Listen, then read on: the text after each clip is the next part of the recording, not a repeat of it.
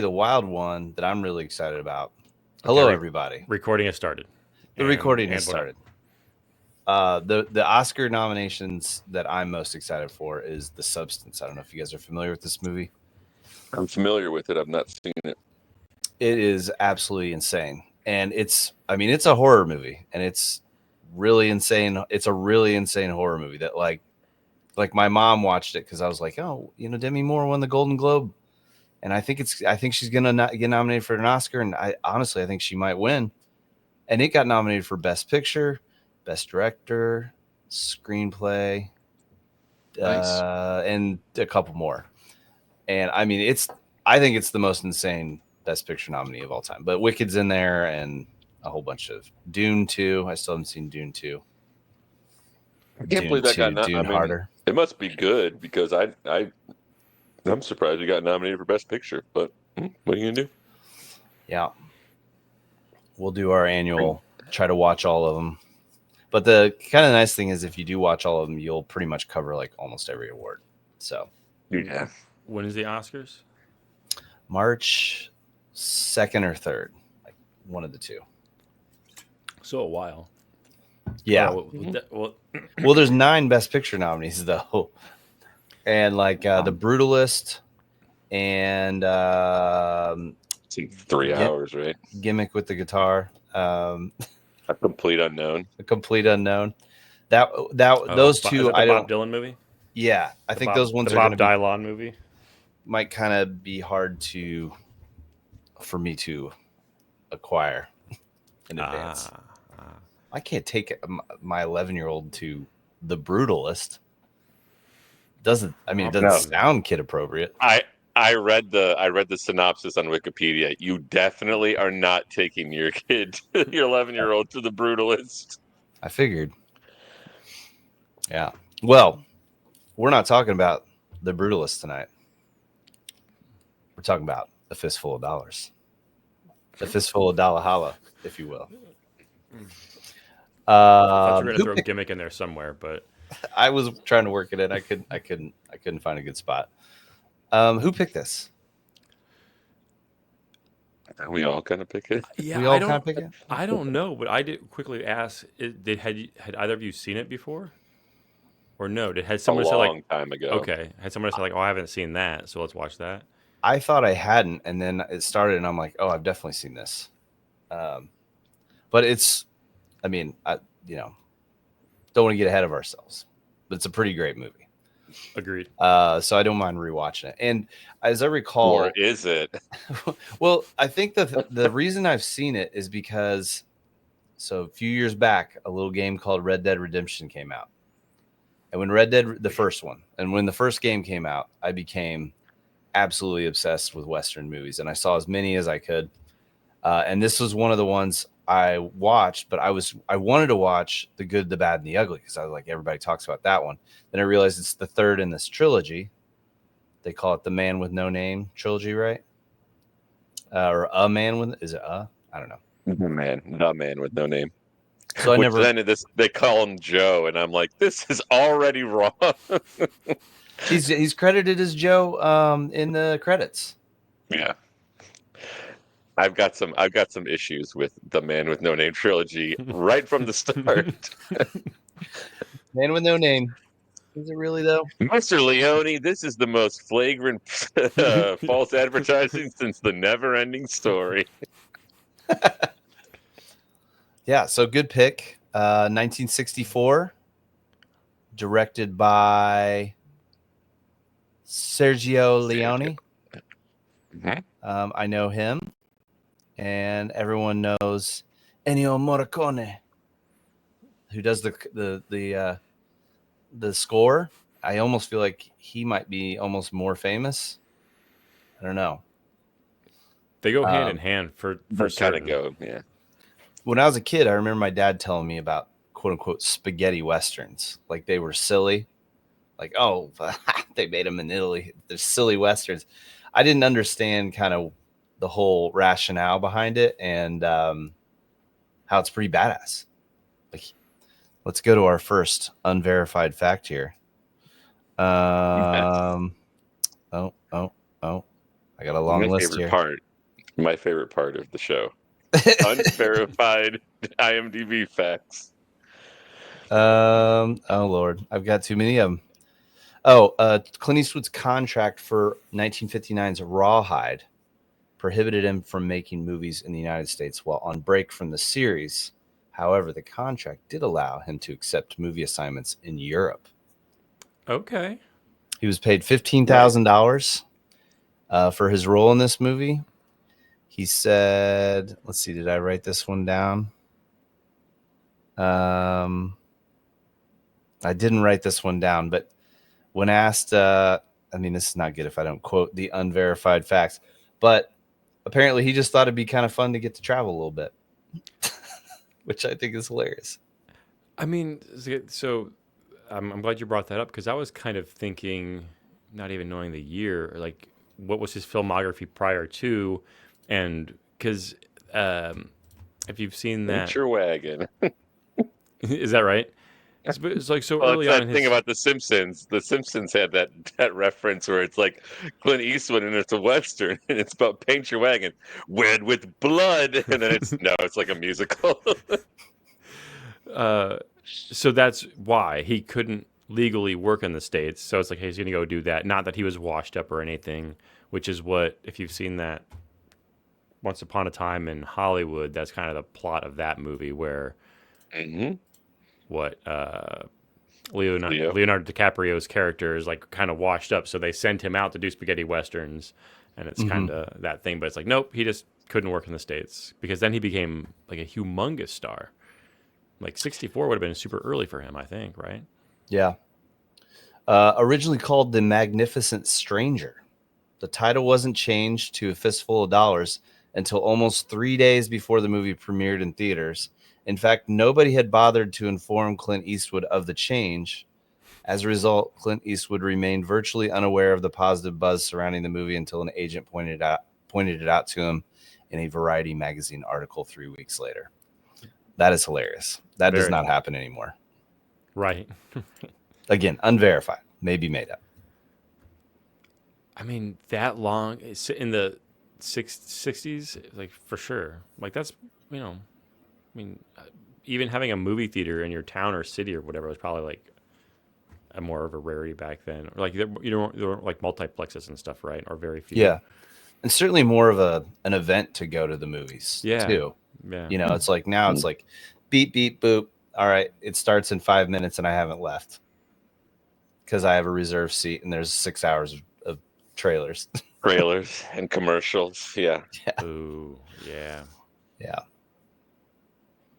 Well, I don't know. Where do you, here's some background. The movie is a remake of Yojimbo from 1961, which itself is based on the as yet unadapted 1929 novel Red Harvest by Dashiell Hammett, that old chestnut. In fact, this movie's U.S. release was delayed when Yojimbo screenwriters, I won't bother butchering their names, sued the filmmakers for breach of copyright. Kurosawa and Kikushima. Oh yeah, I know who. Okay, I know who Kurosawa was. As a result, received 15% of this movie's worldwide gross and exclusive distribution rights for Japan, Taiwan, and South Korea. When Kurosawa released the film in Japan, he pointedly retitled it "The Return of Yojimbo." Kurosawa said he made more money off this movie than he did on Yojimbo.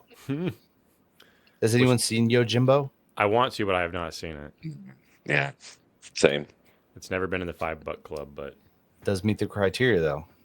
Yeah, I'm sure it's on like the Criterion app, but I'm going to tell you, every Akira Kurosawa film meets the criteria because I think he died a little over 30 years ago. Makes it easy. Mm-hmm. One final unverified fact: as after considering Henry Fonda, writer and director Sergio Leone, is it Leone or Leone? Leone, right? I always did Leone. Okay, we'll go with Leone. I've heard both, but I've heard Leone more. It sounds more Italian. Yeah. You have a spaghetti with the Leone. That's right. He offered the role of the man with no name to James Coburn, who proved to be too expensive. Charles Bronson then turned it down after describing it as the, quote, worst script I've ever seen. Third choice was Richard Harrison. Declined the role, but pointed Leone in the direction of Rawhide. Leone then offered the part to Rawhide star Eric Fleming, who turned it down, but so suggested his co-star Clint Eastwood for the part. Leone eventually worked with Henry Fonda and Charles Bronson in Once Upon a Time in the West and James Coburn in Duck, You Sucker, which is a hilarious title for a movie. I have seen that. Have you? Is it good? I have. It's pretty good. If you like these kind of movies, it's and the gimmick in that one, it's he's like a dynamiter, or if that's the right terminology. So people You call them explosive experts. sure, but like that's his big thing. He blows stuff up with dynamite. So there's a lot of dynamite gags, a lot of dynamite gimmicks in that one. But Nice. Duck, you sucker. You would think like the name of it makes it sound like a blaxploitation comedy or something like that. Yeah, I agree. There's I'm gonna get you, sucker. Yes, which is like a comedy spoofing blaxploitation films, which is hilarious. But yeah. Yeah. Do you guys have a lot of experience with Westerns in general? Do you like them? Indifferent? I very much like them, but they tend to be slow and hangout type stuff, like all the John Wayne. Like I'd never seen John Wayne until we started doing this and getting into more old films and yeah. So I do. I probably wouldn't have liked them 20 years ago. It was like no Pulp Fiction and Usual Suspects, man. But still good movies. I agree. I think I've grown more of an affection for them as I've gotten older because they are slower paced. I was looking up like the top Westerns of all time lists just to see like where this is at and what some of the other movies that would be considered. I can't remember the article. I think it was IndieWire talked about how like Westerns are like a blank canvas to kind of tell almost any kind of story you want. Yeah. Like it's obviously set in the West. There's going to be outlaws and that kind of thing. A lot of time there's like similar kind of character archetypes, but I really like that idea of like, you could tell a Shakespearean story. You can do a remake of a Kurosawa movie. You can do comedies. There's like, Unforgiven's ultra dark. There's fun and there's, I kind of like them. So, I've been looking at some lists and I'm like, man, there's a lot of these movies though that I have not seen. Like I have not seen Stagecoach. That's considered one of the best ones. Right. Tom Ford, if I'm not mistaken. Yeah. And Tom Ford is highly revered in the like snooty film community. So I guess I should watch it. I don't think I've seen a John Ford movie, so I would like to. All I know from about John Ford is at the end of The Fabelmans, when the Steven Spielberg stand-in Fabelman goes and John Ford is there and talks to him about like, it's boring like horizons. It's like you got to have a horizon up high or you got to have a horizon down low. Don't put a horizon right in the middle because that's boring. So, he says it a lot more colorfully, but it's funny. That's what I know about John Ford. That's awesome. John Ford directed 147 movies. That is nuts. I haven't seen any of these. But that's a John Wayne movie too, right? Did he do Searchers? Oh yeah, Stagecoach. Yeah. The Strangers is outstanding. That's one of my favorites. I feel like if you make 147 films, it's like the broken clock is right twice a day thing. Like you're probably going to make one of them be pretty good. Well, and like back in those times, they're like busting out movies, like filming them and they're done in 6 months or less, Yeah. And it's like now movies have, I saw, what was the movie I saw is getting a sequel? Oh, The Batman. Matt Reeves' The Batman is getting a sequel and it's been delayed to 2027. And I'm like, we just got to 2025. How are you delaying it? Basically 3 years. Wow. It's fine though. It's fine. Wow. I'll wait. Well, where do you want to go from here? I've got more unverified facts. I've got my timelines written out. We can talk through the movie. I've got a few fun unverified facts that might tie into parts of the movies. Okay. Sure. I mean, my Should we get to the movie, or we'll stay on unverified facts forever? I got a little Control C, Control V happy last night. I mean, I find the facts super interesting because I didn't look up the trivia, and now having seen this movie quite a number of times, and then obviously rewatching it for this, it's kind of fascinating to know. I'll add one more Sure. because I know we're going to talk about this. You can't watch this movie and not talk about it, and it's the audio dubbing. Since all the footage was filmed silently, I didn't know that either. I thought that was interesting. Clint Eastwood did not add his voice to the soundtrack until 1967 when the movie was prepared for U.S. release. Oh, that makes sense because other people dubbed him for. So 3 years later. So Wow. that's nuts. That would never happen now. Soon we're gonna have AI fixing the lips. I've heard that's already like starting to happen where they're like, you switch the audio track on Netflix. There's a few shows doing it where when you switch to like Korean or whatever, they've like made it so the lips like it like looks right. I mean, that's Matt Jones head shake. I don't like that. It's weird. I mean, whatever. What cat's out of the bag at this point in time. What are you gonna do? Yeah. Here's something that during my research which I did all of 5 minutes ago. My favorite thing I've ever seen: Quentin Tarantino, in a press release prior to hosting some event about the 50th anniversary of Fistful of Dollars at the Cannes Film Festival, described this film as the greatest achievement in the history of cinema. I got 2 words for Quentin Tarantino: slow down. Or maybe simmer down. Simmer down.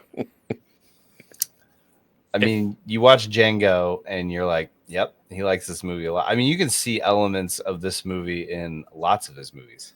Sure. Mm-hmm. Sure. Yeah. Oh, yeah. There's probably somewhere in the United States a college course that's like Sergio Leone films in Quentin Tarantino films or something. Sorry, Troy, I cut you off. Oh no, I was just gonna say if there's one person that I would take their opinion about what they would think of as like he has seen more movies than I've ever seen. Like I don't know if I sent you it, Jeremy, or somebody else, but there's a podcast that he did or an interview where he did just the movies that he saw in the theater in like 1979 or something, and it's like an hour long, and it's fascinating. And the host is like, have you seen these? He's like, oh no, like because he's just one of those. I mean, I don't know if genius type status or like photographic memory type thing. Yeah, thank you. Where it's like, okay, this cat has seen this many movies. Maybe once and has this kind of like memory for them. I'll take his word for it. Or when you watch one of his movies on Amazon, like the trivia thing pops up, it's like this scene is taken from this scene is taken from this. Like none of his movies are like his, which is weird, but like he'll be the first to admit it, which is, I don't know, kind of mind blowing that people. Yeah, and I would expect like someone who's a good filmmaker to have a greater appreciation of film. Just by nature of understanding how it's made. Like, there's a lot of things that you're just like, oh, they're just riding on horses. And then like someone who knows films would be like, well, they had to have the horse wranglers over there. And then they had to film it at this time because the horses get all grumpy after this, or I don't know. Like, I don't know how any of that works, but there's probably like all sorts of considerations that have to be made, especially for a movie that I didn't look up how much this cost to make, but I'm guessing it was not very much. So that, like even adjusted for inflation, like being considerate of budgets and timing and, Yeah. Well, I guess let's kick off the timeline without further ado. Let's see here. All right. So opening, we got the opening animations in red, black, and white. We first hear the theme. Thought the title credits and whatnot were pretty cool. Yeah, agreed.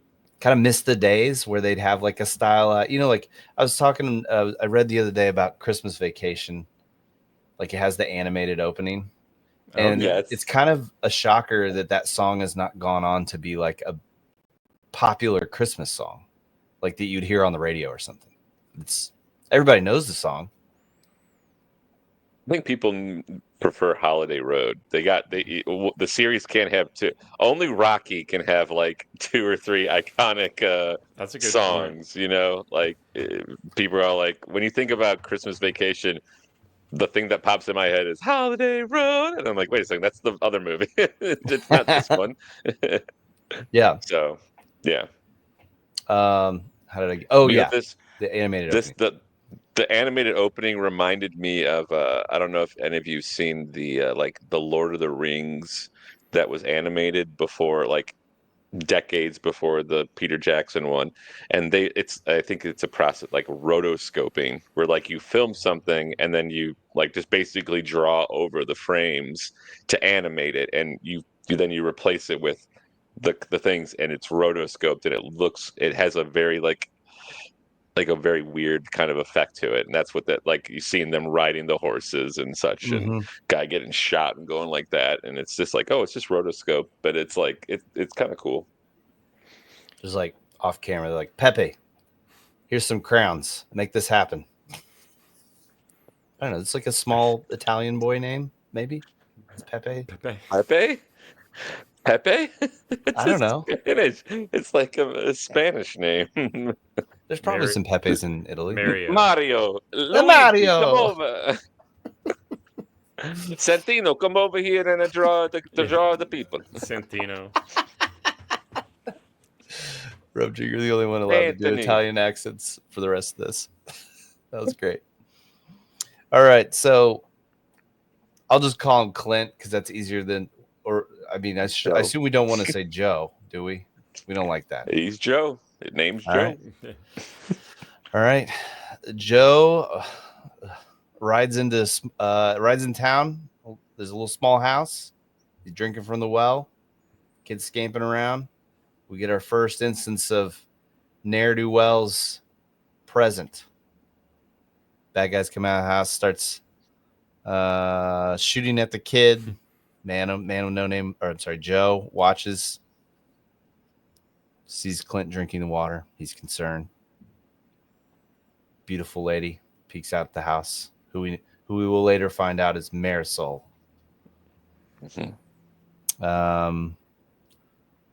Not much comes of that other than the big guy comes out and they just kind of look at each other. Joe rides into town past a man exiting the town on a horse with a sign on his back that says Adios, amigo. I don't know if that was supposed to be funny, but I laughed in the moment. I assume he was sent if he was supposed to be dead will. or what, but I didn't know what that guy was like. Was he dead, and it was just like a corpse that was like stuck to the horse? I couldn't tell. I think so, but that's got to be pretty difficult to keep a corpse on a horse upright like that. But to your point, Jerry, like, I don't know if it was played for comedy, but pretty funny. Well, it's also, I mean, it's just kind of funny also because you got an Italian Western featuring what I assume is supposed to be Mexico in Italy. And then we have people playing Mexicans that are not Mexican. And then we hear dubbed voices having Mexican accents that are not Mexican either. It's just funny. All right. Clint meets this talkative guy. I don't remember his name. I don't remember hardly anybody's names. Some of them I saw in the credits. But there's that guy that's just really excited to see him. This is a bell ringer. Bell ringer. Oh, yes. Thank you, Matt Jones. He tells him everyone gets rich or dies here. And people are peeking out the windows like, ooh, someone new's coming to town. Well, it's funny. You don't see him again until the very end. And so you've completely forgotten about that. And I was going to say, you don't know people's names, but there's only a few people. So you just know it's like, okay, it's the Undertaker, the barkeep, and then the Rojos, and I can't remember the other family's name. Yeah, there's Rojos main bad guy, Rojos secondary bad guy, Yeah. sheriff's wife. Which, I mean, begs the question. It's like I was just, what the hell's happening in this town? Like, what goes on? What is their industry? I can tell Because you. okay, oh good, I can Guns and tell you. booze. You okay. sorry, I lost my line here. When he's welcome to town, he is told, where is it? Everyone gets rich here or dies. That's all you do. Okay. I don't know, but the women, they are widows. Nobody Yeah. works anymore. And I thought of the meme, the nobody wants to work anymore meme that's gone around recently Yeah. about the youths. Yep. The youths don't want to work anymore. Damn youth don't want to work anymore. I doubt it's Yeah, borrowed no, from this movie, but no, the Rojos they're the alcohol, which is why they have those big casks in Okay. Yeah. Okay. barrels in the middle to late part. You see Clint going through, and then Baxters theoretically, have from the what I've been guns. told, yeah, the Baxters have the guns, which we can get to it later. But there's literally no evidence that they have like a bunch of guns that I've seen in this movie. Like you never see that. We'll get to the ending with the Baxters, and I've got some questions there. But yeah, that's the theoretically how they're making their money is Okay. they have people coming through and they're doing booze and guns. Booze right. running and gun running. So obviously you're going to draw some lawlessness. Well, that makes perfect sense then. Mhm. Yeah. We meet bartender. And Silverito, I think is his name, if I remember right. yes, which I don't think, did anyone Phil tell us Benito. his name early on in the movie, or was it just said later on? Because It's the subtitles. That's what I said. there were a couple characters where I was literally like, they're acting like we know who that is, but we don't know who is this? Why are they here? And then you figure it out as the movie progresses, like through context. Yeah. But there's some kind of abrupt entries early on. There's a guy that I referred to as the mayor in my notes. There's no mayor, but I was like, he's probably the mayor. We'll get to it. All right. So he asks the bartender who's the strongest. He says Ramon of the Rojos is the strongest. We get then 13:30. We're at 13:30. Stop me anytime if you want to say anything. Joe walks by the coffin guy, tells him to get 3 coffins ready. Then he 14. Baxter's approached. We have the whole funny dialogue around the mule was scared away and that they should apologize to the mule. Oh yeah, I left that part out where they shot at the mule. I wrote that down. Where did I go? Where did that go? I don't know. When he came into town, they shot at the mule. The mule ran away. Anyway, you got to hang on and that's how he hung on the cantina sign, right? Yeah. It was. My mule don't like people laughing. The coffin guy smiles. One question I had about the town, I don't know if you guys thought about this. The coffin guy seems like business is booming because people die all the time. Who's paying for these coffins? Like, if an outlaw gets shot, are there taxes collected and it's just all going to the coffin guy? Probably. The Baxters and the Rojos don't want dead bodies lying around, right? So they'll kick Pepperillo or whatever his name is some money. They'll be like, Okay, we got you on this. Don't worry. We don't want this. We don't want these dead bodies around any more than you do, buddy. that makes sense. Yeah. Yeah. All right. Just go take $20 out of petty cash there. But let's see here. And then he shoots the guys. It's a very cool sequence. Quick unverified fun fact here. Let me just put a little line in here so I don't lose my spot because I have a lot of notes. Prior to this movie, in American movies, whenever a person was shot, one camera was focused on the shooter who fired his weapon, and a split second later, the director quickly cut to the victim who could be seen getting hit, falling to the ground. Clint Eastwood knew this had always been the way such scenes were shot in the States, but didn't bother to tell Sergio Leone.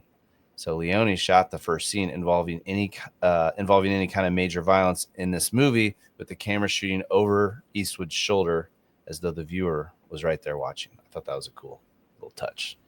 Like, oh, he doesn't know how we do it. I bet it was a like a censorship thing. Like we don't want to have the scene, the same shot of somebody shooting a gun and the person getting shot, and then oh, we didn't tell you that's how it's always been edited because of whatever.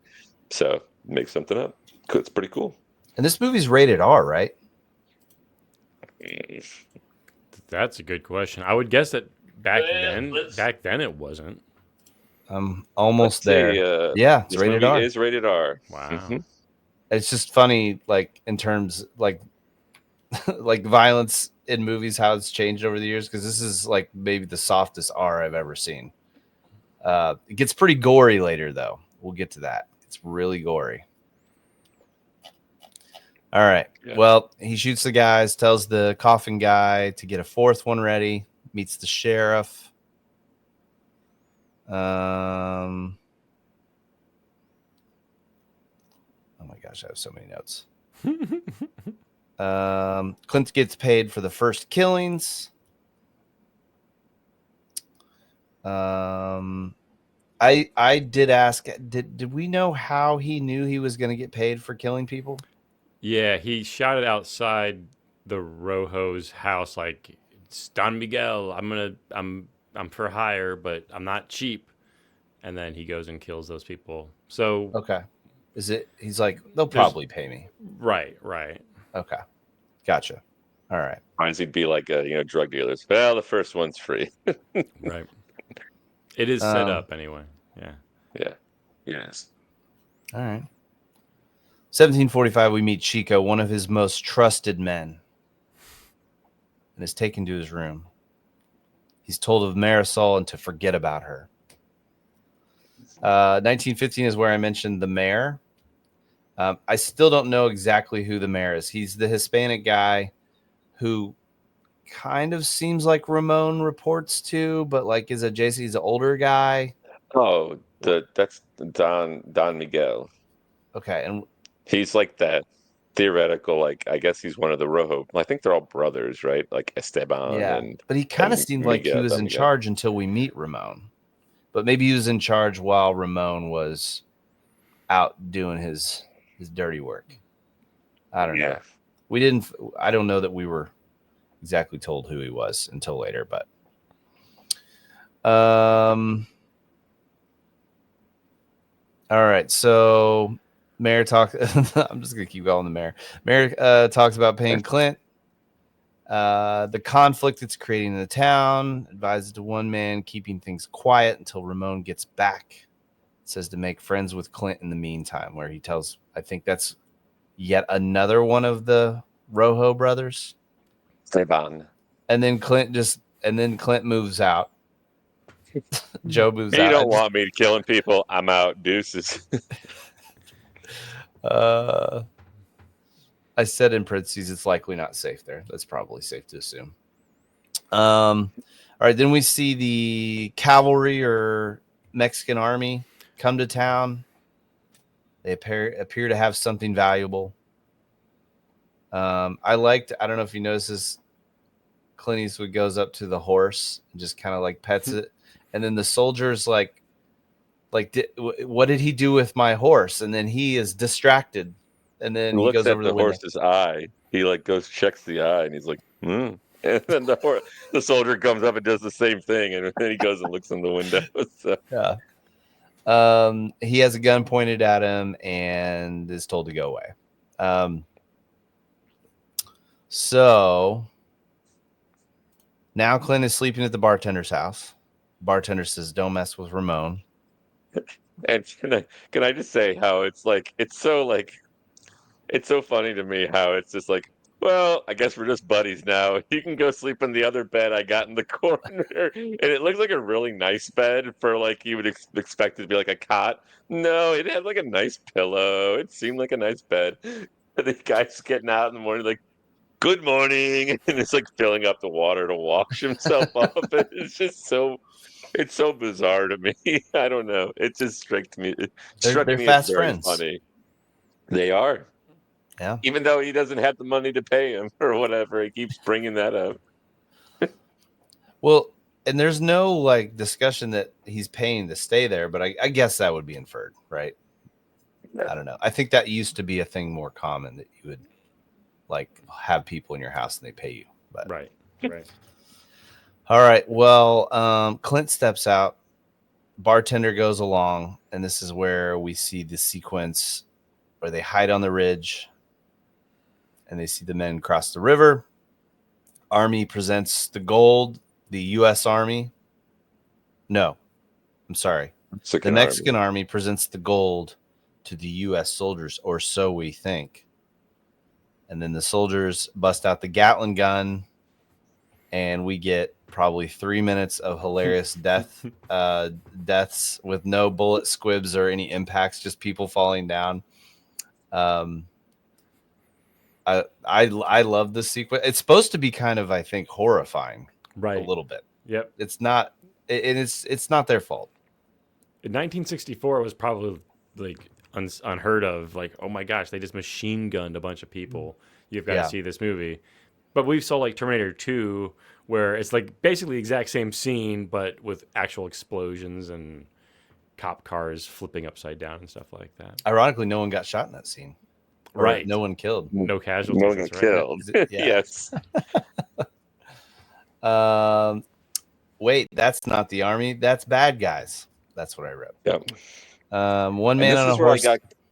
So this is where I started getting confused, and it's one of the criticisms I have is that I feel like some of these scenes are supposed to be taking place at night or in like a darker setting, and they like I guess they just didn't put the right gels on it or the effects, and so I have a really hard time. Like I think later on, especially, there's like times where it intercuts between like Clint Eastwood in like the middle of the night, and then it goes out to like the people out riding doing something, and it looks like it's like the middle of the day. And I feel like I don't know if this is supposed to be that same type of sequence where it's supposed to be in the middle of the night, but that is something I noticed, and I was like, I really need to have like a clock at the bottom where it tells me this is the middle of the night, this is the beginning of the day, like because it's really hard to keep track of it. That's a good call, because when they leave the bartender's house to go see what's going on, it's dark,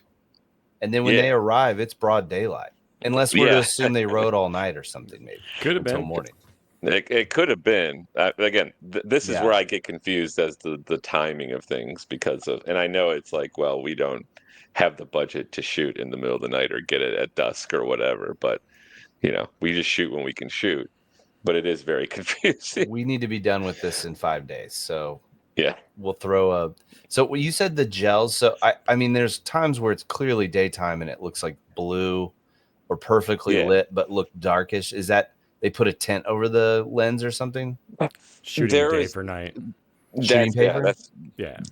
Yeah. No, you're totally right. I mean, it might be a thing too if he didn't know that technique, or so low budget they didn't fix it for everything. But yeah, I know and I'm trying to think of certain movies, but yeah, they put like a blue tint on it. Even like black and white movies, if it's supposed to be nighttime, they'll do that kind of stuff. Is it the film they're putting it on, or over the lens of the camera? Great question. I thought it had done like post production, like just over that part of the film, like they might tint it blue. But that'd be something that's easy enough to look up. That's cool. Yeah, I mean, a cool concept, because like they didn't have lights, like portable lights to light all these scenes for like whatever Nosferatu or something. So yeah, good call.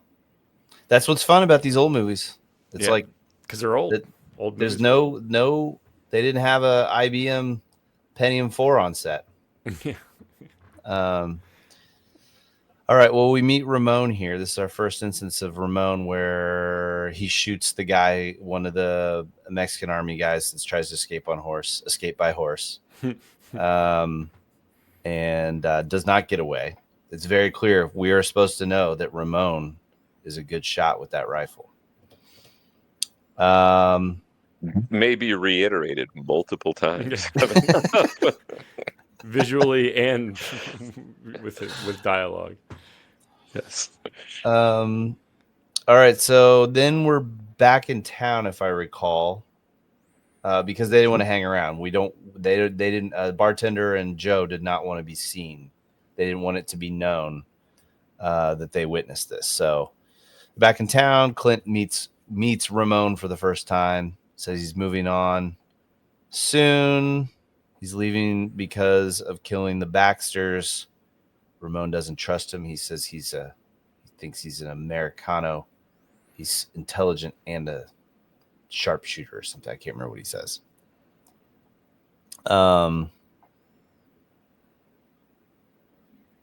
32 minutes. Clint talks with Joe talks with the bartender about being in between gangs and without money. And then this is where they go out and they do the tomfoolery with the dead bodies. Go out to the graveyard. They take some dead bodies, position them rather unconvincingly, in my opinion, against a headstone with guns. We don't know why at this point, but we'll soon find out. So I might be a little confused on my timeline here. So they go back into town. Okay, so help me with this. I had a little confusion because the sheriff seems to hang out with the Baxters. Is he aligned with the Baxters? They all are in that house. He is the Baxter. Okay, he is the Baxter. Okay. Yeah. Like, isn't the sheriff not supposed to be on one of the sides? But all right.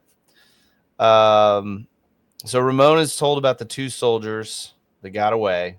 So Ramon and his men ride off to the cemetery to get them. Joe is paid again more money for this information. I don't know why that's worth $500, but $500 both sides, $500, and he gets $500 from both sides. $500 in these days would have been like 20 grand probably. Yeah. Okay, for just a little information. Like, how do I get that? What I'm not clear on. So Ramon goes out to the soldiers. Why did the Baxters go out there? Also, they want to go out there to get the soldiers, which they don't know are dead. They want to have the live soldiers to tell them what happened at the thing, and then they will tell them. They'll be like witnesses that Ramon is the one who shot them, and so that'll get them in trouble with the government, and the government will come and then Ramon obviously wants to, kill any dead men, tell no secrets or whatever. Right, and that's why he does that thing eventually. After 2 minutes of shooting at each other, he's like, "I'm gonna go shoot those two dudes," and then he shoots them, even though they're already dead. Yeah. Okay. Got it. It's a complex plot. I got lost a couple times. All right. So they all ride off and have their little battle, which we'll get to, but Joe climbs over the wall into the Rojo's inner sanctum while all this is going on. I said nighttime. We just talked about this. Nighttime scenes are clearly daytime with some sort of effect to make them dark. So I guess we already addressed that. Clint breaks in while his men are distracted by the cemetery situation. Clint is inspecting the barrels in the stronghold. Then we cut back to the shootout between the sheriff and Ramon's men. I said the sheriff and Ramon's men, not understanding it's also the Baxters. Thank you for that. So this is Clint. This is to keep the plot. So he tricked them both to leaving and shooting at each other so that he would have time to go and try and find the gold that he knows that Ramon has stolen, so that he can get the gold and get out of there, get as much money as he can out of the situation. Okay. I got it. Thank you. Again, this is like Memento Part 2. They have the shootout. We have the excellent sharpshooter shot from Ramon, killing, again, the two soldiers that are already dead. He seems very pleased with himself with those shots. Let's see here. While this is going on, Clint is sneaking around, and Marisol comes around the corner and gets punched by Joe, and she just is out. I mean, she's like the equivalent of in the hospital as a result. Recovering for what appears to be days at the Baxter's house. It's not that long. Huh? It's not that long. I don't think it's that long. Well, it felt like a long time. He's in the sheriff's. Overnight. Yeah, well, okay, but it's just funny. She like was out cold, like for Hey, cold doctor. That's the whole point. Knocked her yeah, out. That's what Marisol you can't. do. She can't take a punch, I guess. But anyway, she's holed up at the sheriff's house. We get to meet the sheriff's wife. She's I have no idea what her name is. Well, by the way, this is where Clint Eastwood got the idea for $1 Million Baby. He punched that woman. So he's like, oh, women punch. Nice. Sorry. We'll get back to Mrs. Baxter. We'll just call her Mrs. Baxter. Mrs. Baxter, also wife of the sheriff, who I now know is also the Baxter of the Baxter fame. Yes. Can we talk about the Baxters for a second here? Yeah. So I think a flaw in this movie for me is that you're supposed to get the idea that both of these sides are bad. Right. But I think a major flaw for me is that other than those four nincompoops at the beginning, or three nincompoops that just shoot at the horse or just goofing around, you don't really see the Baxters being really an evil group. Like, you don't see them doing anything wrong. You just like, oh, Mrs. Baxter seems like she's a pretty smart lady. She's pretty on the ball about things. The sheriff, Mr. Baxter, he's not great. Like, he doesn't do anything to like warrant, any like sort of good feelings, but he also doesn't do anything like to go against Joe, right? He doesn't seem like, it's not like he's out there harassing the bartender or whatever. Like, to me, it's like, especially as we get towards the about like how it all resolves, I didn't quite get the feeling that these are like, you know that they're warring with the Rojos, but the Rojos are like, everything about the Rojos you hear about is bad. Like, they're bad dudes. And we see it And you throughout. see it. And you see it throughout. It's like constantly the Rojos are doing bad things or doing decisions that are bad for the town. You don't see it from the other side. And I think that's a big weakness, because you're just like, why do I care if he's taking money from the Baxters? Like, what are they doing? Like, what's wrong with this situation? I think that's something, if they were going to like remake this movie again, which is a remake of whatever, I think you would want to show them also being despicable or doing bad things, and like, instead of it just being very lopsided to the Rojos. Just, I mean, I agree with you, but slight counterpoint to it also is in that sequence that we'll get to nearing the end with the fire. Like, you're sympathetic, like it's a horrible situation. Like, that you're sympathetic to what's going on to all those people, because I think partially because we haven't really seen them do anything wrong. Well, Like, they are aligned I with the think sheriff. He can't keep the peace in the town. It's like lawlessness has come about because we can't handle it. Basically, I don't know.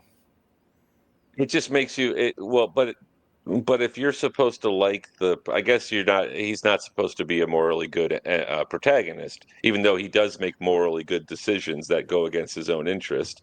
But like, if you're supposed to be like, when I think about like a generic movie, and this isn't necessarily generic, but like, you think about the good guy does good things for the people in the town. And so it's like, okay, if the Baxters are clearly better than the Rojos, like from an overall perspective, like good versus evil type of perspective, Mm-hmm. why aren't you doing more things to sabotage the Rojos and help out the Baxters? Yeah. I don't know. He's sabotaging them to get money, the Rojos, but he's not sabotaging them in a way that's improving the situation for the Baxters or helping them Right. out. They just shoot it I don't know. at horses and don't shoot the horse. They shoot at the horse. Yeah. That's the only thing They're they're guilty of bullies. in the movie, really. They're bullies, and like the one and they're but those are like those are just like, other dudes, whereas Yeah, like the main Rojos are all like really evil or like really bad dudes. And I don't know. that's a good point. Yeah.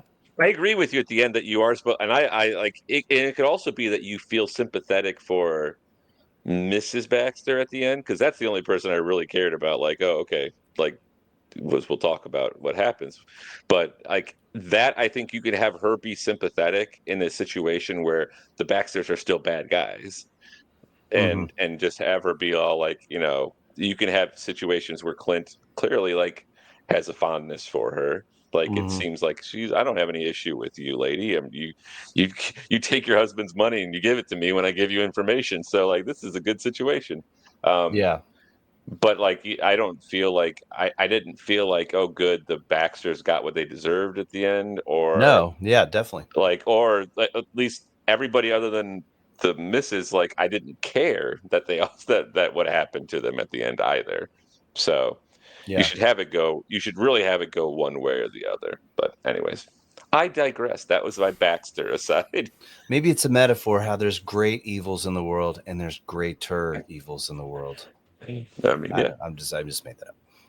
that's fair. Well, all right. So let's see here. Ramon and his men arrive back in the town and are excited that they may have the Baxters right where they want them when Chico comes up with Twizzlers on his head for blood.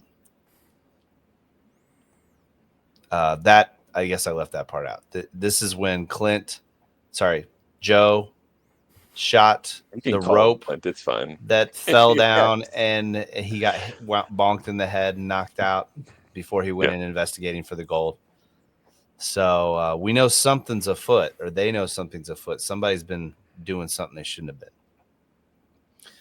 Meanwhile, wife of the sheriff also does not trust Joe. Marisol, she's recovering after many days in bed. It's clearly many days. Exchange for Marisol in the morning gets Clint paid again. So he's giving Marisol back to the Rojos, right? Is that correct?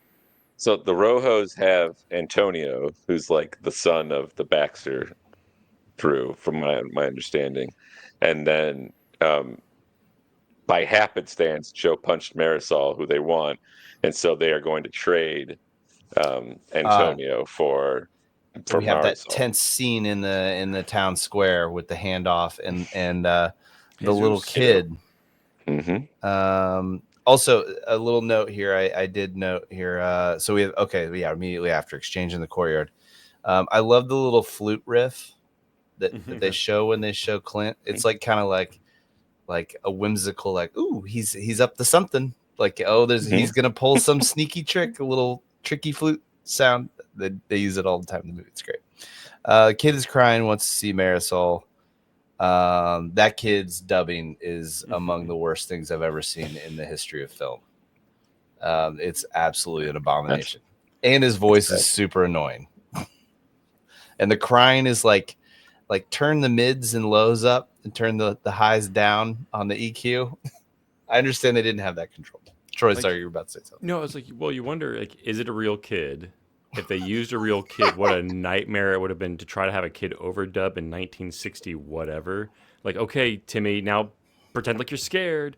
Or if it's like an adult trying to impersonate, like do a falsetto. Yeah, Ay, Dios mío.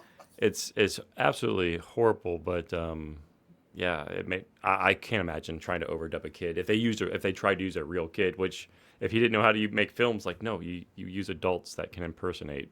Like Bart Simpson wasn't a 10-year-old kid; it was a woman just pretending to be a kid. That's right. Yeah. So, and at this time in film too, like this is another thing I try to be cognizant of when I watch these. Is like, I'm watching an obtained version of this in 4K. Like, when people were watching this in the theater, the audio probably sucked, and like the resolution was probably crackly and it looked like shit.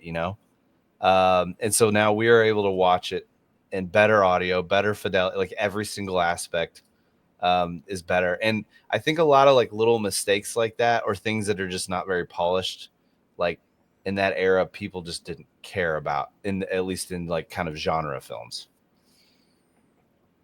Made the movie for like 200 grand, and they're like, we're not spending more than $50 on some kid yelling out. Right. That's what it is. They didn't have the voice acting industry after like years of animation that we have today, where you could be like, let's get a good voice for this child that's not going to be grating on the people that are watching this movie. No, they didn't care back in the 60s. They're like, I don't care, just put somebody in there. Yeah, I mean the kid is essentially a prop for the scene. Yeah. So It's called a plot device. It furthers the plot, and you see how bad the Rojos are because she's just some woman that are with the Rojos, and then you learn even more. Like, oh, they took him. They she's a took her wife from her and a family. Yeah, mother. She's a and a wife and a mother. mother. Yeah. Yeah, and then Clint's or Joe's plans, they change a little bit because of this factor. Yes, that is a good point. This is like kind of a turning point where you can see Clint going, "This is not okay. What's going on?" When it was just about money, but leave the women out of this, and Pepe, Pepito. All right. Pepito. Let's see here. Also, I don't want to be too mean, but like Marisol's tears were like clearly something that was painted on her face. Again, it's fine. It's fine. Okay, so then we learned from the bartender that Marisol's husband was unfairly accused of cheating at cards. He was run from town. Marisol was forced to live with Ramon. The movie implies that she's probably not just living with Ramon. You know, I would assume. I don't know. They didn't say. They don't say a lot of things in this movie. They play card games tonight? Is that what you're telling me? I think so. Okay, They're making her cook? So then the Rojos are celebrating. This is minute 57 for those at home. They're partying it up. They're having a great old time. They're shooting the suit of armor. We have the whole once again the rifle versus 45 is brought up again. And Clint he's just partied out. He's had too much fun. And they carry him home, but he's not partied out. That's just what he wanted them to think. And he rides off at 101 to go save Marisol. And I did write again, the kid's dub voice is super annoying. This is where the movie, I think up to this point, all the death and all this it's fairly comical and there's no blood. And then suddenly at this point in the movie, there starts being blood all the time. So we have the big shootout scene where he kills everybody. And then Marisol says, "Hey, look behind you," and he stabs a guy with the machete, and there's like blood everywhere. It's like kind of like it's a bloodbath. I wrote, Clint has done the right thing, but at great peril. Great cost. So the Ramones friends, they all hear the gunfire, and then they come out and they want to see what's going on. Clint has to escape, and he has this great moment where he like, "Go, Marisol, with your husband, an annoying child, and go start a new life. Ride south." He go to Mexico or something. I can't remember what he says. Can't take this kid anymore. You got to get the hell out of here. Yeah. Or the movie viewers can't deal with it either. And then we have a nice another sequence where it's probably clearly daylight, but it kind of looks nighttimey. He arrives home and is ambushed by Ramon and his men in the dark and gets beat up really bad. At minute 10 or hour 10, Clint is beat up. And then they all leave him alone with two guys who aren't really paying very close attention. As one does. and he rigs up one of their barrels of booze and squishes the guys. And again, there's blood everywhere. What in the hell happened with this barrel? Was it full of glass? I don't know. But again, there was no blood in the first half movie. Very bloody second half. I can tell you, if a heavy barrel of booze crunched your body, there's going to be blood everywhere. It doesn't have to be made of glass. It will. It'll be nasty. Yeah. And it's a heavy barrel. So that's what they do. So Clint he's cornered now. Joe is cornered now. No way out. And he thinks on his Beat feet up. and he starts a fire. I assume he's lighting the booze that's spilt. It kind of lights up like it's fireworks, but that's okay. Doesn't matter. And then he gets away. And one of my favorite parts is when the fire starts, they just all start shooting at the fire.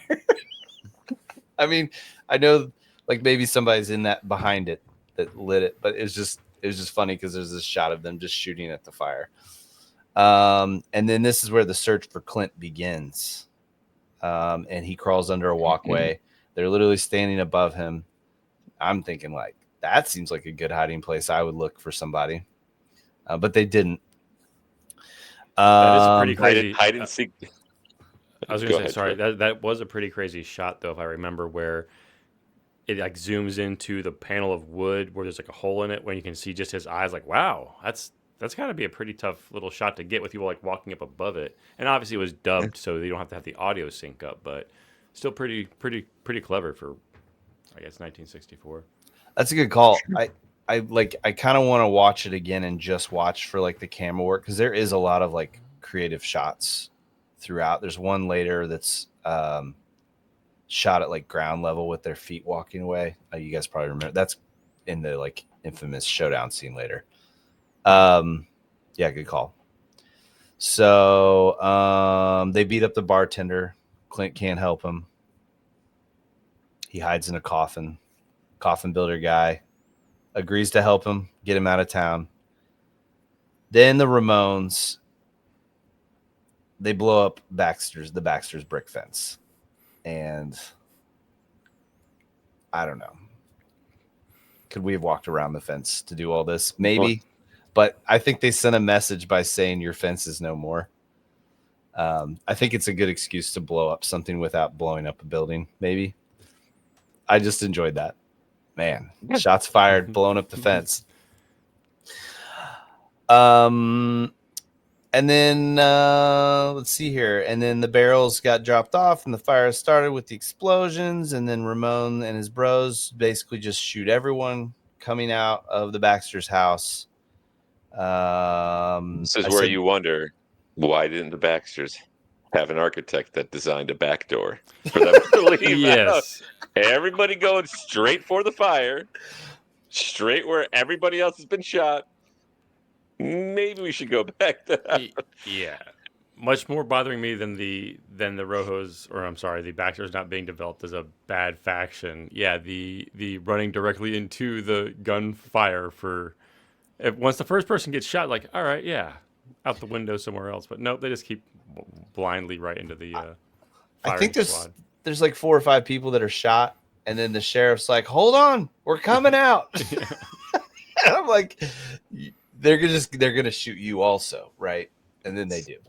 And then and I did write that this is kind of a disturbing scene again, similar to the big Gatling gun thing earlier.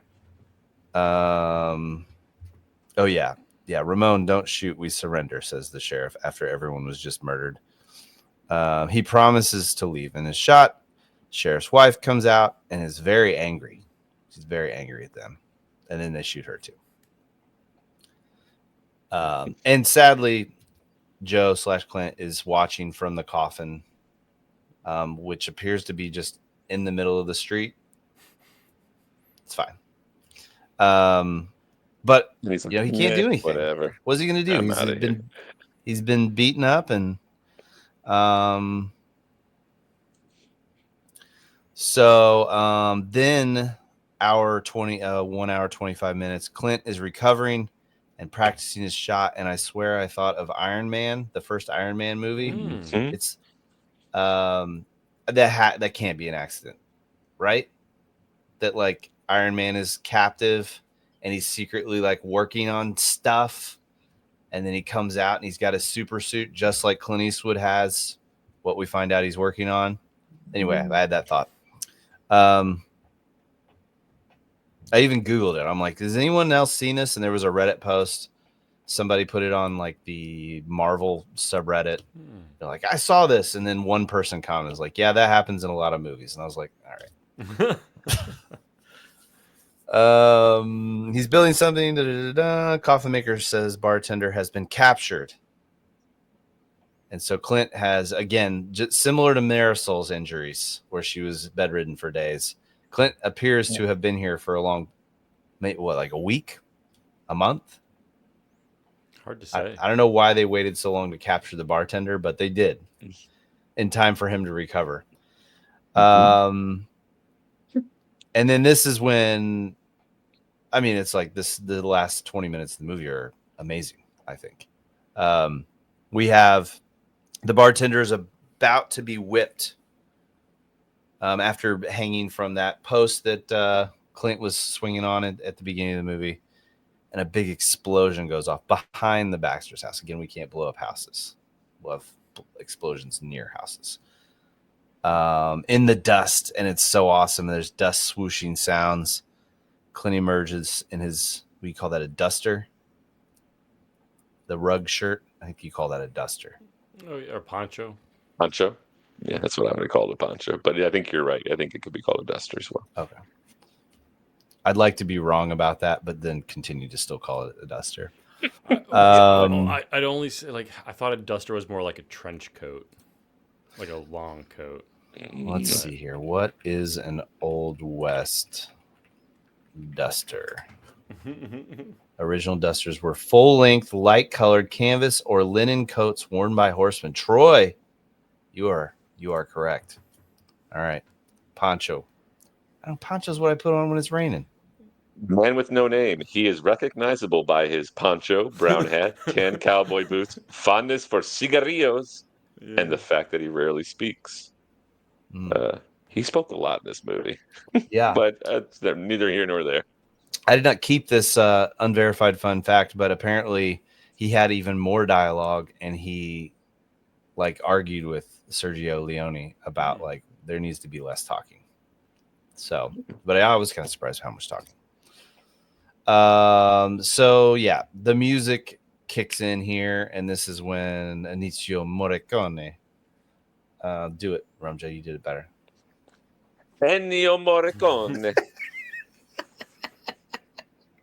Did I call him Ennio?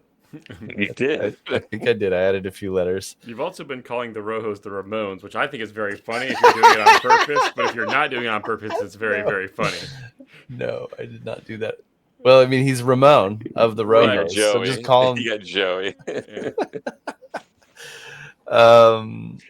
Yeah. Well, anyway, the music during this whole sequence is awesome. This is like when the music swells and we get all the themes, and it's super tense, and the trumpets kick in. It's totally badass.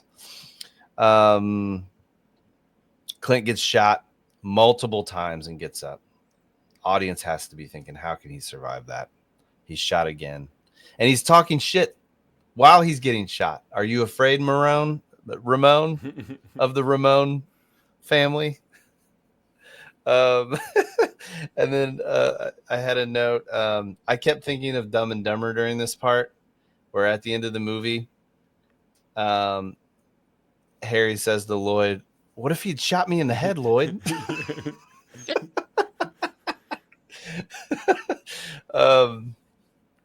Anyway, we get the plate reveal that he was wearing. What he'd been working on while he was recovering was this metal plate that he could wear on his chest like a bulletproof vest. And he throws it this off. Bible near my heart. Good thing I keep this replica part of the cross. Yeah. And then we get the quick zoom in on Ramon's face. Like, I can't believe it. Slow pause, and Clint, what you think he's going to shoot Ramon, but he kills all the men. And then we get the whole when a man with 45 something. Clint uses his last remaining shot to shoot down the bartender. He's out of shots. It's a face-off between Ramon and Joe. Who can load a single shot faster? Joe is successful. I like the wobbly cam point of view from Ramon after he's shot. Oh, sure. But wait, there's a last bro hiding in the window who is shot by the bartender. I thought that was a nice touch. Esteban. It's Esteban. Yeah, he's the mayor's brother, I think. Yeah. Yeah.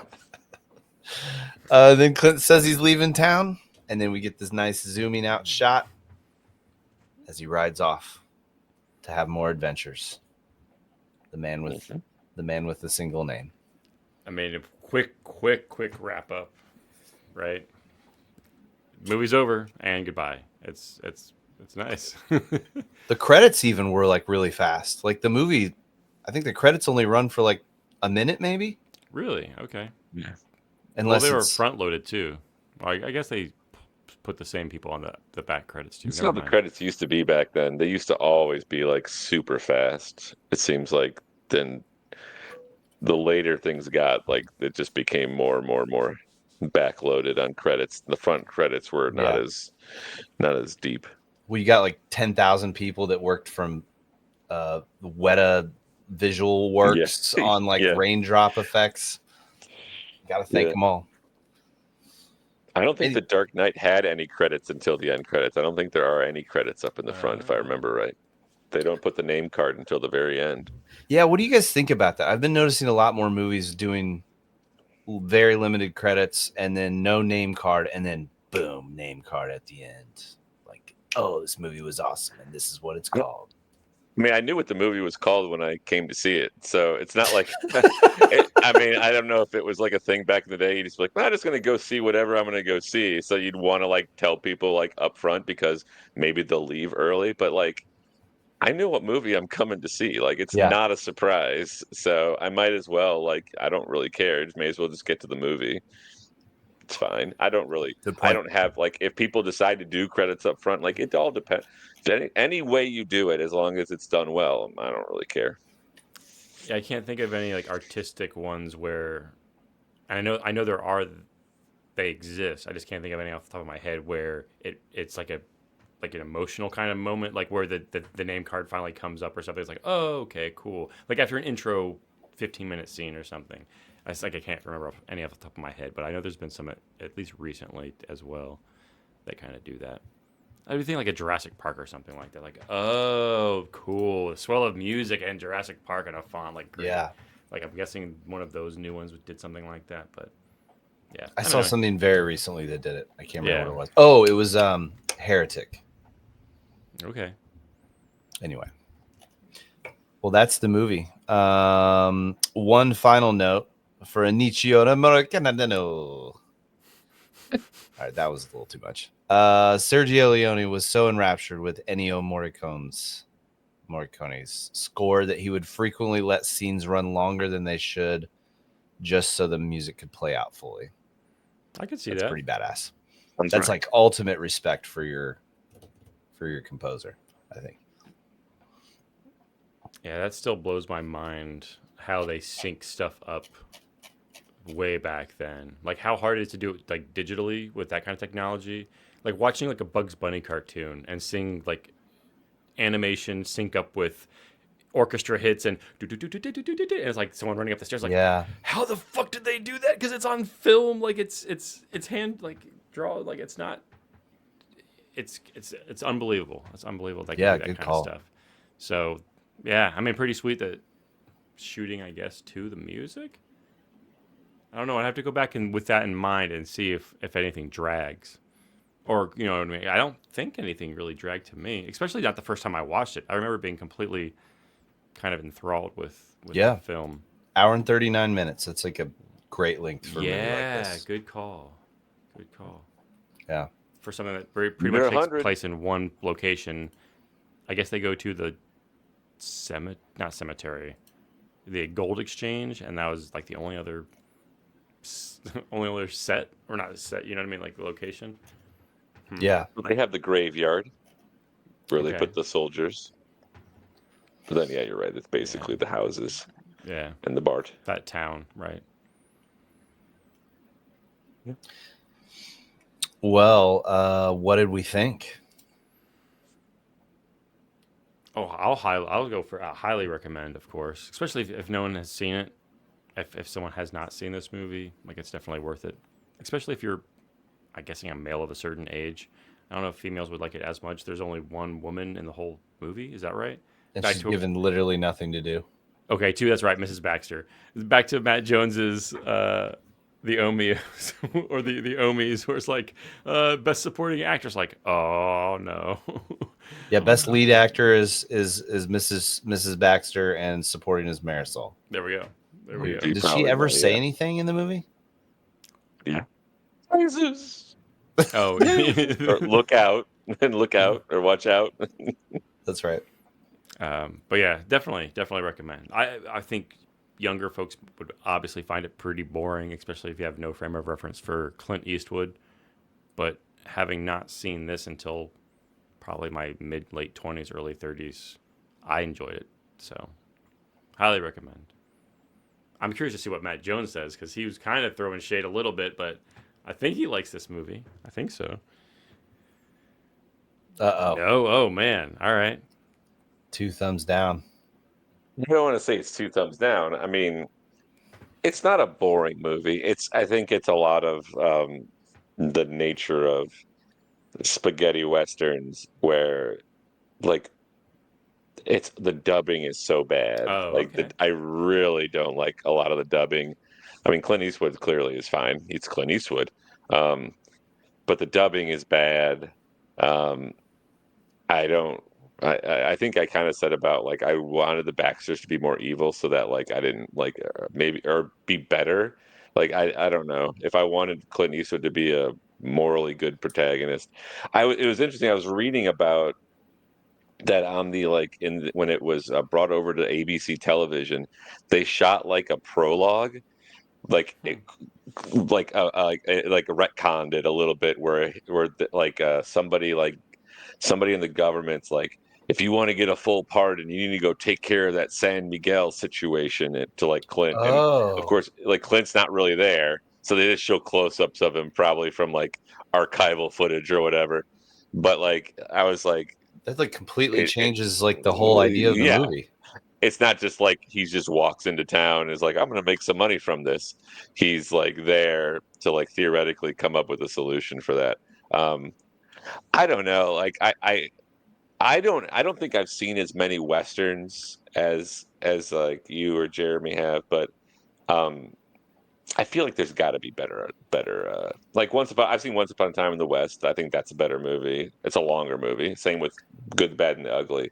I remember enjoying for a few dollars more. Mm-hmm. Um That's the one I but like. to I me, like even more. That's yeah, on some of those lists I looked at. That's of this trilogy, the one that seemed to be most frequently like the highest. Oh, good. Yeah. That's this. That's the middle one, right? Yes. Yeah. yeah. Okay. Which is surprising to me. I think people like I've always heard about the Good, the Bad, and the Ugly being I like had two. the It's my best one. least liked. It's so long. That one I remember as being so long. I But just like don't the like ending, Tuco. yeah. Well, the very end though is like this pretty cool. Like Yeah. Oh, sure. Sure. was Yeah. it Yeah. Yeah. Ecstasy of Gold? Like Metallica uses that to come out to their shows now. Um, I don't know. Like I feel like there's got to be better westerns, and um, I don't know. I just didn't really like it. It was not as like cool. I didn't feel like there was as much visually that did it for me as I was expecting. Because I mean, I would have figured all these would have had that. I remember better shots from The Good, the Bad, and the Ugly than this one, but I don't know. I was just kind of like the last few movies we watched, I've like not looked at my phone at all, but like by the end, I was kind of like, I don't really care about most of these people. So, You know what and it's helps all keep your dubbed. attention though, Rumja? What's that? What's that? Taking timestamps. Yeah. Yeah, well, that's And true. I still had trouble with the very complex plot. That's very true. You've seen But I don't Unforgiven, know. right? Yeah, I mean, it's not an I old like western. Unforgiven. I like 310 to Yuma. I really liked that one with Christian Bale and Russell Crowe and Ben Foster. I thought that was really good. Um, I've not we seen the watched original on True a Grit, but previous. True No, Grit I've is never seen either of the True Grits. Hell and High Water. We watched that on ugh. on Broflix. That's kind of like a modern day Western, a little bit. Yeah, that movie's awesome. Like I really like that movie. Um, So I I don't like know. this Like whole modern. Sorry to interrupt, but I no, like this whole modern like making movies like a western, but there's cars and things like that. It's still a western. Like I'm not saying it yeah, replaces this, but I kind of like that. Like Taylor Sheridan, like Yellowstone is a western. hmm It's in a yeah, modern yeah. setting. I would have been. I'd be interested to go back to go watch the samurai version because a lot of the stuff I'm like, I wonder how they did it with the samurai. I've seen Seven Samurai. I've never Swords. seen Yeah, with swords and such. Like I've seen Seven Samurai. I've not seen Magnificent Seven, but like I can imagine kind of a lot of what's going on there. So Hmm. I some of these things I'm like, I don't know. I don't know how that would work. I don't know how they had to kind of change it a little bit with like the gold uh, ambush. Like if you don't have a Gatling gun, how does that all work? You know, there's a guy sitting there just pulling out arrows and shooting at I don't know. Possible. So, but I don't know. I just was not as high on this one, and I think a lot of it is because of the dubbing. It's really painful to watch all this like the one person that has an American actor and an American voice is the one who speaks the least. Like, well, other than Mary Saul, but like Clint Eastwood speaks the least, and you have all these other guys that are dubbed, and it's really kind of a pain for me. And I watch with subtitles, so like I would have loved it. Like I don't mind watching movies where like I don't understand the dubbing, but like what I don't I've seen good dubbing on movies too. I just could not take this dubbing. It was very painful for me. So, and then the day for night stuff, like kind of confusing. Like Do better. it's like a, but it's like I would liken this probably to something like Assault on Precinct 13, where you can see some of the craft, Hmm. but like overall, it's just like it doesn't do it for me because there's better things out there that when you put some budget and you have maybe like some like in better time and to think through shots and such and getting a lot of the stuff I think can get cleaned up because they made this so cheap. So I don't know. Sure. I'd be curious to watch like more. I mean, I feel like I've seen a lot of westerns, but I don't think I've seen a lot like from this era. So Yeah. so the Magnificent Seven is considered a good one and that's Mhm. 1960. So that's 4 years before this. Yeah. I'd be curious to see like, do they all have some of that filmmaking jank because of the era and what their capabilities, especially because these are always filmed outside. You don't really see Yeah. westerns filmed in studios. So is there that component to it as well? For me at least, I'm kind of like, I don't want to hold it accountable to its time and its budget. Yeah, again, because like 310 to Yuma is like an excellently like well made movie in Oh yeah. general that happens to be Super a modern. western. Yeah. Yeah. Um, The one that I've heard of that I've never seen that I'd be interested to seeing because of kind of like the violence that this started taking on is The Wild Bunch by Sam Peckinpah. mhm. Because I've heard that like the end scene of that is like for the time was like super bloody and violent, and it was like people were taken aback by it. But I'd be interested to see if that one how that one holds up in my eyes compared to something like this. Um, Yeah. Right, you were talking about I don't want to hold things against the time. The problem I always have with that is that you think of something like, and I know it's different budgets and such, but like The Wizard of Oz still looks amazing, and that's 1939. Good And point. there is something about, and like I think of Citizen Kane, it's 1941. That movie looks incredible. It always has looked incredible, and I don't know if something changed in like the 60s and 70s, but a lot of 60s and 70s movies, I feel like they don't look as good. Like even a movie like The Godfather, like you watch some of it, I don't know what it is. I don't know if it's the film or what, but it just doesn't seem as crisp. Doesn't mean it's not a good movie. Like clearly Godfather is a great movie, right? But I look at it and I don't know if it's the film or what, but or even like Butch Cassidy, like that was a '60s movie. To me, that movie does not look as good as some of the older movies or some of the more modern movies, and I don't know what it is. It might be the film, it might be just the way it's shot, but there's something about it, like even in 4K, it just does not seem as crisp as it should be. So it's like watching DVD when you know it's film and it should be in better quality. So I don't know. Again, it's not a terrible movie. It's just not something I know there are better things out there for whatever. I feel like there's better things out there for whatever you're looking for this movie. So sorry, Quentin Tarantino, but I disagree that this was like the greatest cinematic thing in history. So Well, it's hard for context. Sorry, Jeremy. Like as Oh. well as like what movies looked like, or as far as like their, I don't know if this was like I guess like a darker whatever style movie in like 1964, where it was just systematic westerns of the time. Like I don't know. Like I didn't grow up through that to know like, oh, westerns were so kiddified. John Wayne, like, well, partner, we're gonna get all them bad guys, and this kind of like blurred the lines of anti-hero and all that kind of stuff. So maybe in meaning like to defend Mr. Tarantino's opinion of like this might have been a culture shock type movie that changed everything, at least in the States. I don't know, but to be fair to you, it's like I can absolutely understand when it's something that's the aesthetics of the movie and how it's produced. Like if you can't just, not you personally, but if you don't like subtitles or something like that, and you just can't suspend disbelief if you're focused on that, and it's like this bad dubbing and like the bad voice acting, like I like if that little kid's voice was every character in your ears, yeah, I wouldn't want to watch the movie either. But I kind of just forget about it somehow and what have you. But that's fine. Yeah, and to the point about like the they weren't all as bad as that kid. That kid was sure. absolutely the worst.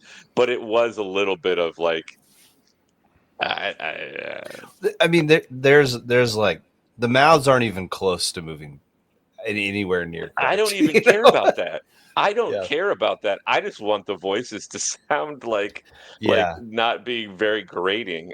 They're grating on me in a way that I don't. I couldn't take. There's also times where like the audio mix is not correct. Like Clint Eastwood is a little bit far away, but the audio sounds like he's like 1 inch from the camera and stuff like that. That. I looked it up. So you brought up Wizard of Oz. Wizard of Oz came out in 1925. I'm sorry. No, not that one. That one. Am I looking? There is a Wizard of Oz movie, I think, that came out that early. 1939. But the one with Judy Garland. So it cost $2.9 million. Back then, I ran an adjustment calculator. It's like $70 million. I didn't run it for this, but this cost $200,000. So I do give it a little bit of leniency because this was definitely a movie that was meant to be like banged out quickly. But you're right. Like you're right. It's Assault on Precinct 13. It's like Assault on Precinct 13. Yeah. Well, and also like, you have like looking in the modern era, like you have like movies like I think like Insidious was made for like some absurdly low amount with like MacBooks and stuff. And it went on to make tens of millions of dollars. Like you can make a low budget movie still look good and not be janky. But I don't know. I personally like, I get a little into, and I've probably said this a few times on here about like the historic and cultural impact that the movie has on. I think it's hard for me to look past that while I'm watching that, of like that this is an important movie. So I get swept up in that a little bit, but I just think it's kind of a fun movie too. Like I don't know. I'd love to say it's not taking itself very seriously, but they might have been trying to take itself very seriously. I don't know that for sure. It's pretty light until about halfway through. Like about the time where you see that like Marisol is like a slave and is like for because of her husband. That's where things start to kind of like take a different turn. It seems like kind of Clint's getting away with some shenanigans and pulling fast one over on both sides. But then they blew up that brick fence too. Yes. Man, when that fence was gone. I really liked it though. I thought it was a good pick, Troy. And I mean, like, even if I don't like movies, I always like the picks in general, just because it's good to revisit. So I don't even. As we brought up at the very beginning, like I can't remember. And this is a running joke for the show as well. Like we never remember why we picked the movie we picked. Like, why do we pick this? Like, well, we got a list. So Yeah. at the end of the show, as maybe now, we figure out like, okay, what are we gonna watch next time? Like, I don't know. And then Yeah, this I'd is say where Jeremy also says like, you didn't invite me to the. Oh yeah, Bull Durham. That's right. That's right. I was gonna say let's not do a Western right away, but I'd love to do another Western. Great. In the future, like Wild Bunch would be a good one. I've never seen that. And I love that. I'll just throw it out there. The Searchers is badass, and that is I've got it in the $5 club, so I'll look at them. I'll see. That movie's known for John Wayne always being kind of like a good guy, and he's a darker character in that. So audiences were kind of like, "Whoa, didn't know that he would do that." I think I might be misremembering. Like Tom Cruise in Collateral. Yeah. I gotta rewatch that movie. I haven't seen it forever. So well, anyway, so Bull Durham's up next. Because then I want to watch other movies, and I don't have time. I don't want to. I'll save it for the podcast, bro. But Bull Durham. Any reason for that pick? I know we were texting a little bit about it, but he got the DVD. Oh, okay, that's the it was at the library. I went to get this at the library because I was like, I know that Jeremy has it, but I'm just going to go find this anyways. And so I went and got it, and I was just looking through, and then I saw this one, and it's a Criterion collection, Bull Durham, and I was like, oh, okay. So this would be a good choice for another movie to watch. I do have this one. You said. I'm checking. Sorry. Who? Oh no, I do. Yes. Okay. Yes, it's on the list. Yeah. Okay. Yeah. I have talked that. about maybe doing it, and then we went and did something else. So no, I'm good. I was just checking to see if I had it. Yeah, no, it'll be a great change of pace, and it's. I mean, I've only saw it for the first time really recently, past couple of years, so it'll be a good rewatch. Never seen it. Really? Have you, Jeremy? I don't think I have. But I might be mixing it up with Tin Cup. I have not seen Tin Cup. Is that with Cheech Marin? Tin Cup is golfing. Yeah, it is have Cheech Marin. Yes. I think it's like kind of the same plot as this, but golf. Maybe. I don't know. No, I'm excited if neither of you have seen this. Oh, I've definitely never seen this. I'm looking at footage of it. Oh, wow. No, I would remember Susan Sarandon for sure. Wow. Well, and Tim Robbins. Yeah, Tim Robbins appears to have very large hair in the footage I'm seeing right now. This will be a great, because again, those obviously actors that you guys have seen in a bunch of movies, since you've seen a bunch of movies, and if you haven't seen this like very famous movie that they're all in, great. Oh, that'll be fun. Again, I've heard nothing but good things, so it'll be fun to see it. Yeah, it's a hoot. Cool. I mean, and I mean, I don't know why I'm on the record, I think, of saying like I'm not the biggest Kevin Costner fan, but he's fantastic in this. And I used to like Robin Hood, Prince of Thieves. That's one I don't think I have it on $5. I would love to buy that $5 and then see if we can watch that, because I want to know if that holds up. I watched it last year. Yeah, and I still like it a lot, but I think a lot of it's nostalgia. The forest. What do we need that it cannot provide? And you, Will Scarlet, who's played by Christian Slater. Yeah, Christian Slater. And Alan Rickman as the sheriff of Nottingham. I mean, no. And Morgan Freeman. Yeah, the painted man. The painted man. Ah. Oh my god, it's so good. Do you remember the?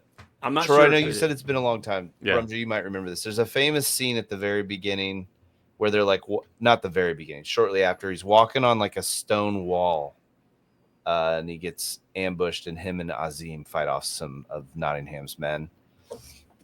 Well, anyway, it's like a famous like area in England. This tree on this like super old stone fence, and someone effing cut down that tree last year, and like they were arrested. Like everyone is pissed. Like it was a popular like wedding photo spot and like sentimental to a lot of people, and someone cut the damn tree down. Anyway, sounds right. For fans of Robin Hood, Prince of Thieves, that remember that very specific scene. Well, yeah. Now I'm going to I'll log on to the Amazon after this conversation and see if it's on there, because now I'm incredibly curious to watch it. And the score, and you got Bryan Adams song. Yeah. That I can't. What's that? What's that one? It's not everything I do it for I you, know. is it? Yeah. Or is it Well, Three then he also Musketeers? did No, the. Three I was Musketeers gonna is say, all for one, all for love. That's the that's yeah. right. So maybe it is everything I do it for you. I think so. Which was a huge Everything I hit. do. Oh Huge yeah. hit. Yeah, I do I it had the for cassette you. tape, and I sadly most of the cassette tape is just the score from the movie, but that's okay. It's a great score. And then he also did the la or no, not Bed and the Bed of Roses song, but Bon Jovi also has a Bed of Roses song. What's the For a soundtrack? Brian Adams is like I said like 15 times within 3 seconds. Waking Up the Neighbors? Oh, wait. I think that was a Brian record. Adams. Hold on, I have to know this now.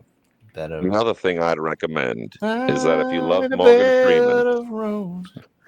that you should go watch there's a series on Max called Scooby Doo and Guess Who. I don't know if you've ever seen this, Jeremy. It's basically they take the old conceit of like the '70s Scooby Doo, where they would randomly like run into the Harlem Oh, Globetrotters, sure. and like that's the whole thing is that they have a special guest that they meet, and somehow either they know him or like they're just run into him somehow. And so one of them is about Morgan Freeman, and it's very funny. It is very funny. And Morgan Freeman is like, and Shaggy and Scooby went to the refrigerator and pulled out food that had to be at least 20 years old. And it's like it is very funny.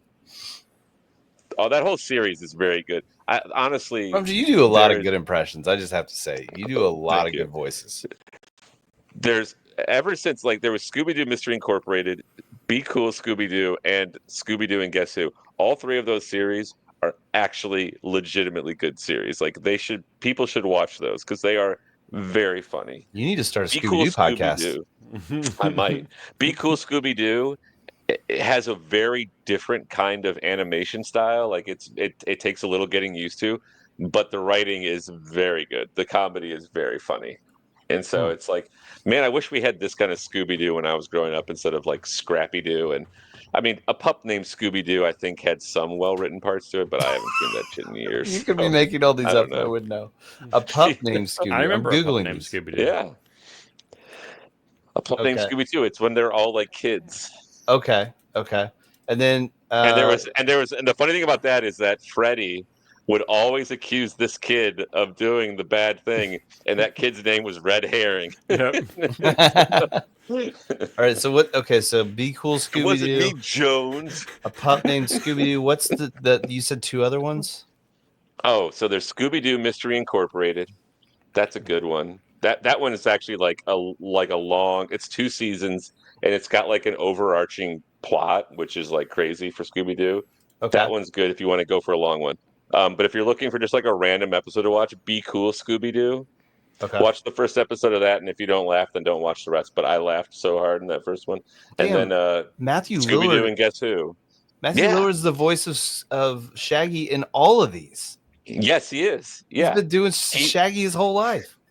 he's been doing he became Shaggy after the Scooby Doo movies, the live action movies, and Yeah. Casey Kasem got too old to do it, so they were looking for somebody. Matthew Lillard do it, and he's great. It says Casey Yeah, Kasem all the voice acting was great. is in Mystery Incorporated. Also, Also, he maybe plays Shaggy's cameos. dad. He plays Okay. Shaggy's dad. So yeah, he shows up randomly, and it's like, oh, that's Casey Kasem. Linda Cardellini is in here as a character named Hot Dog Water. Hot dog water. Yes. So there's like another nerd like girl that is like in competition with Velma, and she's like in like 3 episodes. But yeah, her name is Hot Dog Water. I forget why. Oh man, is this the one that has is Be Cool Scooby Doo the one that has all the crazy cameos? No, that's Scooby Doo and Guess Who. Okay, all right. So like the first episode on that one, trying to remember who it was. Like the first episode I remember seeing that like Chris Paul was on there. Like they had Jason Sudeikis. The one like my kid, the boys love watching the one with Joey Chestnut, because it's like there's a hot dog eating contest, and Scooby and Shaggy like randomly win because they're so nervous that they just start throwing hot dogs in their mouth, and the lady's counting them. So Okay. there's Wow. all There's sorts of so many crazy famous people. people that have been on this. Yeah, Weird Al, Steve Weird Al was Buscemi. in it. Yeah, the Steve Kenny. Buscemi one's funny because everybody thinks Steve Buscemi's evil because he's an actor and he plays bad guys, and he's like, "I'm a good guy. Why does everybody think I'm bad?" And it's part of like the plot. There's Kevin one with Conroy Sean. as Oh yeah, Batman. yeah. There's Batman. Yeah, there's a Batman one. But it's Batman is great that the it's special Kevin guest star. Conroy as Batman. Yeah, That's awesome. yep, yep. Wanda Sykes, They have Christian Slater. We were just talking about him Christian Slater. Yeah, of yep. Robin Hood, Prince of Thieves fame. That's correct. Yeah, yeah. Will Scarlet. They're all extremely good. Like I haven't seen one of them where I was like, well, that was lame. Like even if like the person like there's like random internet stars and I'm like, I have no idea who this person is, and they're still funny. I mean, it's still fun to watch. So I'll be honest, I haven't watched any Scooby-Doo other than like the original series. I've never seen Yeah. or heard of any of these. I see new ones and I'm like, it's not the Yeah. old one. these Sorry, ones Troy. are much better. Oh no, So- yeah, my nieces were into it at some point in their lives, which when I thought Scooby Doo had completely gone by. What I was going to say is, I really want to find pup named Scooby Doo now. I haven't thought about that for 20 or 30 years, but I remember Yeah. liking it when I was watching it as whatever age I was. But then going back now as an adult and remembering that joke of Red Freddy, which was like in the original series, Freddy is completely like, you couldn't care less about that character. In that one, Pup Named Scooby Doo, he's like, whatever his character is, it's hilarious because he's always one like, well, I think it's that red herring guy. It's like, a running joke. So And the running joke in all of these like these new 3 ones, like especially Mystery Incorporated, is that Fred is like obsessed with traps. Like he like in Mystery Incorporated, like he's reading like traps, Daphne catches him reading a magazine about traps, and it's like I only read it for the articles. It's supposed to be like a Playboy magazine, like it's supposed to be some sort of like sin, but he's like all about wanting to do traps. It's just they create these weird like idiosyncrasies that are fun with them. So cool. Wow. Well, I gotta find Pup Named Scooby Doo just to I see did what it's not like now as know. an adult. There's so many different ones too. And the craziest thing is that the voice actor of Fred from like the 1960s or 70s is the same voice actor that does Fred in 2000, and he sounds the exact same. That dude's a voice actor, Frank Welker. He voiced Abu, the monkey in Aladdin. He does lots of like animal voices. He is like super He's prolific 78 now. voice actor. Yeah. And I'm like, Wow. man, they got to keep making some Scooby Doo shows with him on it because he ain't getting any younger. He's been doing this stuff for like 60 years, 50, 60 years. You said he's Fred, is that right? Yeah, he's been Fred for the entirety of ever like Scooby Doo's been around, basically. So you're saying that they've got every syllable of the English language recorded, so they can just AI anything with him. That's right. So, yes, they can just AI Frank Welker now. Problem. He is the voice of the monkey in Raiders of the Lost Ark. That's right. I'm looking at his. I don't remember the monkey saying anything, but maybe it was just easier to get somebody to make monkey sounds. Yeah, he was like, and then he goes when he sees like the guy on the motorcycle drumming around. Voice of Cujo in Cujo. I've never seen Cujo, but does the dog talk, or does he make growly sounds? And he's the voice of Stripe and Mogwai and Gremlins. Holy shit, this guy's awesome. So he says Gizmo. Gizmo. Mogwai. Anyway, do we want to stop recording? Do you want to salute the duck? It's back this time, which is nice. All right, I'm gonna. I missed you. I missed you, Jeff. I think I can. Ooh. No, where? Oh, sorry. Exit full screen. Do we have anything else to say about this? Oh, because we're doing Bull Durham, and then, some of us recommend this movie. I'll text you guys and say, what are we watching again? Yeah, Matt Jones does not recommend the movie. Is that right, Matt Jones? That's correct. But if you watch it, you'll be fine. All right. You'll be fine. Nothing bad will happen. Nothing bad will happen to you. You'll just wait. At least it's not 2.5 hours. Good and the Bad and the Yeah. Ugly is like 2.5 hours, right? Which It is. I would not recommend Good, Bad, the Ugly. I'd recommend the second one actually because you don't need to have frame of reference for any of them. And Lee Van Cleef and Do the Ramones come back in the third one? No, it's like the Civil War and but Civil War.